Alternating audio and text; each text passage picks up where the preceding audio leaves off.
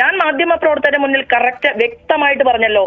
107-ാം number മുറിയിൽ രാമനിലയത്തിൽ ശോഭാ സുരേന്ദ്രനെ കാണാൻ ഇ പി ജയരാജൻ വരികയും അവിടെ ഇതിന്റെ മീഡിയേറ്റർ ആയിട്ടുള്ള മനുഷ്യൻ ഉണ്ടായിരുന്നുവെന്നും ഞാൻ ഫോൺ വിളിച്ച സമയത്ത് മന്ത്രി രാധാകൃഷ്ണൻ അവിടെ എൻട്രൻസിൽ നിൽക്കുന്നുണ്ട് എന്ന് പറയുകയും അത് ബോധ്യമാവാത്തത് കൊണ്ട് ഞാൻ പുറത്തിറങ്ങി മുന്നോട്ട് നടന്ന സമയത്ത് രാമനിലയത്തിന്റെ എൻട്രൻസിൽ തന്നെ മന്ത്രി രാധാകൃഷ്ണൻ നിൽക്കുന്നത് കാണുകയും ചെയ്തു എന്ന് ഞാൻ ആലപ്പുഴ തെരഞ്ഞെടുപ്പ് സമയത്താണ് പറഞ്ഞത്.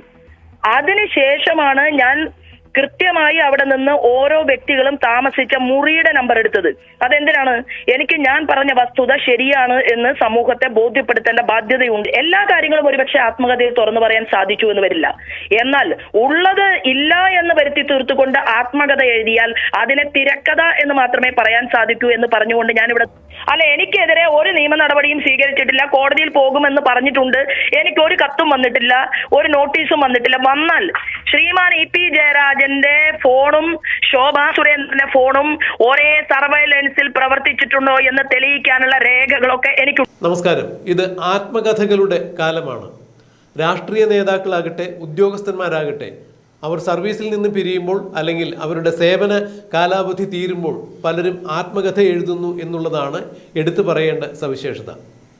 ഈ അടുത്ത കാലത്ത് CPM-ന്റെ കണ്ണൂരിലെ മുതിർന്ന നേതാവായ ജയരാജൻ ഒരു ആത്മകഥ എഴുതുകയുണ്ടായി.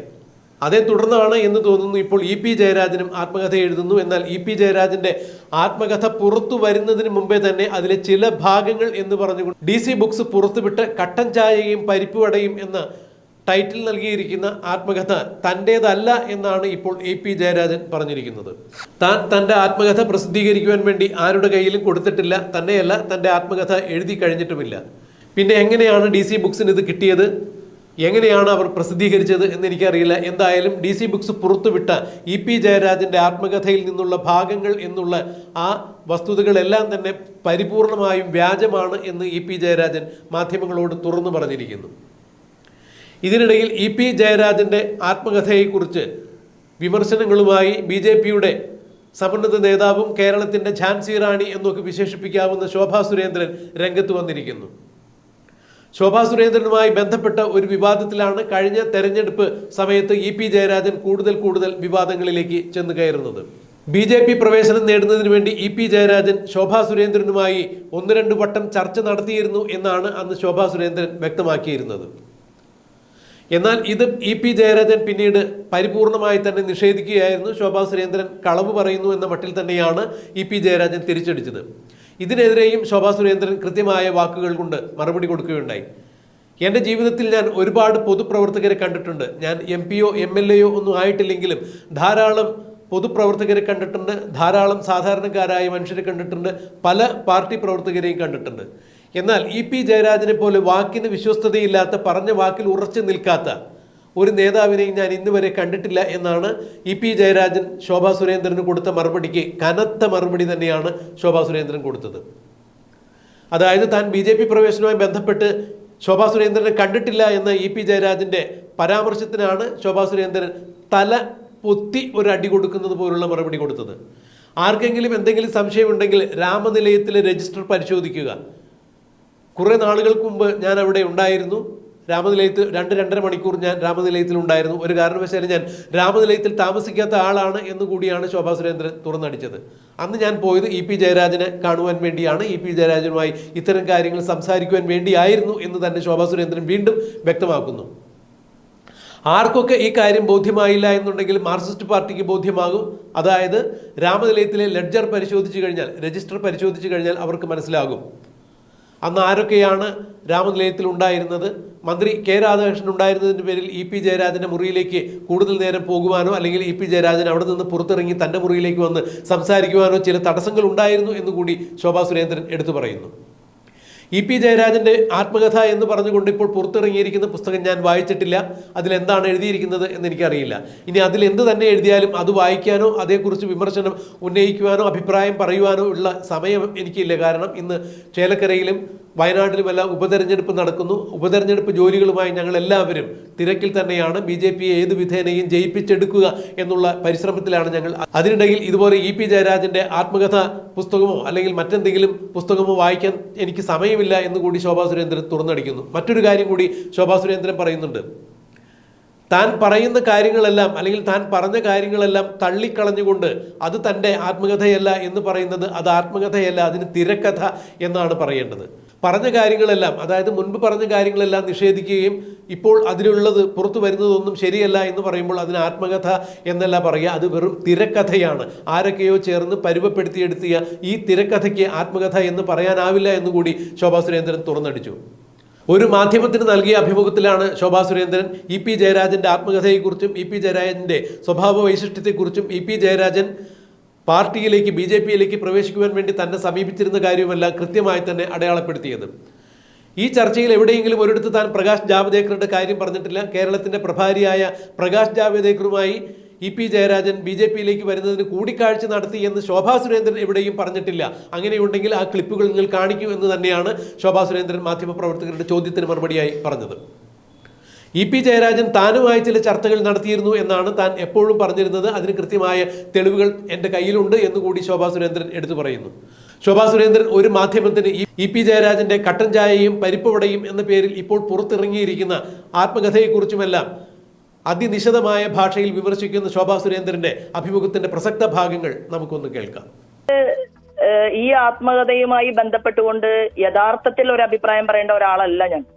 എന്നാൽ കേരളത്തിന്റെ പൊതുസമൂഹത്തിന്റെ മുന്നിൽ കഴിഞ്ഞ പാർലമെന്റ് തെരഞ്ഞെടുപ്പ് സമയത്ത് എത്രയോ വലിയ വലിയ രാഷ്ട്രീയ നേതാക്കന്മാരുമായി കൂടിക്കാഴ്ച നടത്തിയതിൽ ഒരാൾ മാത്രമായിരുന്നു ഇ.പി. ജയരാജൻ.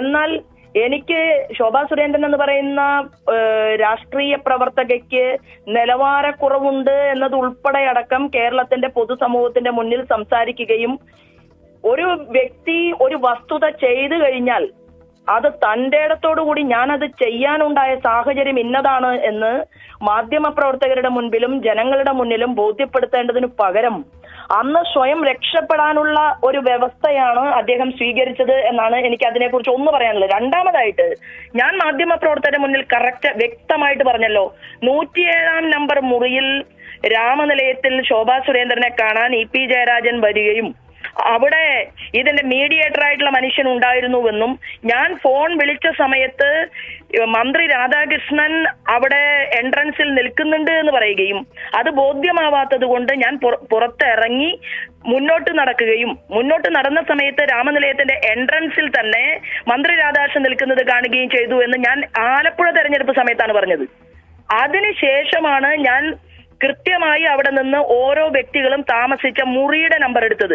അതെന്തിനാണ്? എനിക്ക് ഞാൻ പറഞ്ഞ വസ്തുത ശരിയാണ് എന്ന് സമൂഹത്തെ ബോധ്യപ്പെടുത്തേണ്ട ബാധ്യതയുണ്ട് എന്ന് കരുതിക്കൊണ്ടാണ്. 101-ാം നമ്പർ റൂമിൽ ഇ.പി. ജയരാജൻ ഉണ്ടായിരുന്നോ ഇല്ലയോ എന്ന് എന്നേക്കാൾ മാധ്യമപ്രവർത്തകരെക്കാൾ ബോധ്യപ്പെടാൻ മാർക്സിസ്റ്റ് പാർട്ടിയുടെ സംസ്ഥാന സെക്രട്ടറിക്ക് സാധിക്കും. അവർക്കറിയാമല്ലോ രാമനിലയത്തിലെ ലെഡ്ജർ, ഏതെല്ലാം റൂമിൽ അന്ന് ആരെല്ലാം ഉണ്ടായിരുന്നു, ആരെല്ലാം റൂം എടുത്തിട്ടുണ്ട് എന്നറിയാൻ അതിന് പ്രത്യേകിച്ച് ആവശ്യമൊന്നുമില്ല. ഞാനിതിനെ കാണുന്നത്, ഞാൻ ഈ ആത്മകഥ അറിയുകയോ വായിക്കുകയോ ചെയ്തിട്ടില്ല, പക്ഷെ ഞാൻ ഇതിനെ കാണുന്നത് നമ്മുടെ ജയിലിൽ കിടക്കുന്ന ശിവശങ്കരന്റെ ഒരു ആത്മകഥ ഉണ്ടായിരുന്നു. ആ ആത്മകഥയിൽ സ്വപ്ന സുരേഷിനെ വളരെയധികം ക്രൂശിച്ചുകൊണ്ട് ഒരു ആത്മകഥ എഴുതിയ നിലവാരത്തിലേക്കാണ്. സത്യമല്ല ആത്മകഥയിൽ എല്ലാ കാര്യങ്ങളും ഒരുപക്ഷെ ആത്മകഥയിൽ തുറന്നു പറയാൻ സാധിച്ചു എന്ന് വരില്ല. എന്നാൽ ഉള്ളത് ഇല്ല എന്ന് വരുത്തി തീർത്തുകൊണ്ട് ആത്മകഥ എഴുതിയാൽ അതിനെ തിരക്കഥ എന്ന് മാത്രമേ പറയാൻ സാധിക്കൂ എന്ന് പറഞ്ഞുകൊണ്ട് ഞാനിവിടെ നിർത്തുകയാണ്. കാരണം ഈ തെരഞ്ഞെടുപ്പ് സമയത്ത് ഞങ്ങൾ പാർട്ടിയുടെ വിജയത്തിന് വേണ്ടിയിട്ട് പരിശ്രമിക്കുന്നതിനിടയിൽ ഇ.പി. ജയരാജന്റെ ആത്മകഥയെ കുറിച്ച് അഭിപ്രായം പറയാൻ യാതൊരു താല്പര്യവും എനിക്കില്ല. എല്ലാ മാധ്യമങ്ങളോടും ഞാൻ ചോദിക്കട്ടെ, ഞാൻ എന്നെങ്കിലും എവിടെയെങ്കിലും പറഞ്ഞിട്ടുണ്ടോ ഈ പ്രഭാരിയായിട്ടുള്ള ജാവേദ് കർജിയുടെ പേര്? ജാവേദ് കർജി എന്ന് പറയുന്ന വ്യക്തി ഇ.പി. ജയരാജനെ കണ്ടോ കണ്ടില്ലയോ എന്ന് ശോഭാ സുരേന്ദ്രൻ എവിടെയെങ്കിലും പറഞ്ഞിട്ടുണ്ടെങ്കിൽ അതിന്റെ ഒരു വിഷ്വൽ കാണിക്കണം. ഞാൻ എന്താ പറഞ്ഞത്?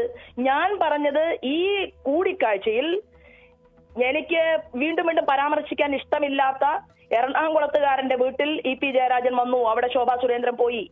പിന്നീട് 3 തവണ ആ വീട്ടിൽ ഇ.പി. ജയരാജൻ വന്നു. പിന്നീട് ഞാൻ പറഞ്ഞത് എന്താണ്? ഡൽഹിയിൽ പോയി ചർച്ച പരാജയപ്പെട്ടതിന് ശേഷം പിന്നീട് എന്നോട് മാപ്പ് പറയാൻ വേണ്ടിയിട്ടാണ് ഇ.പി. ജയരാജൻ എന്നെ രാമനിലയത്തിലേക്ക് വിളിച്ചത്. ഈ കാര്യങ്ങളിൽ എന്തിനാണ് പ്രകാശ് ജാവേദ്കറിനെ കൂട്ടിക്കുഴയ്ക്കുന്നത്?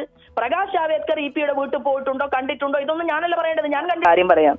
ഇ.പി. ജയരാജൻ എന്ന് പറയുന്ന സാധാരണ കമ്മ്യൂണിസ്റ്റുകാരെ കുറിച്ച് ഞാൻ മനസ്സിലാക്കിയിട്ടുള്ളത്, ഒരു കാര്യം ചെയ്തു കഴിഞ്ഞാൽ അതിൽ 20% ചെയ്തു എന്ന് പറയാനുള്ള ചില മര്യാദകളൊക്കെ കാണിക്കുന്ന ആളുകളെയൊക്കെ ഞാൻ ഈ കേരളത്തിന്റെ പൊതുസമൂഹത്തിന്റെ മുന്നിൽ കണ്ടിട്ടുണ്ട്.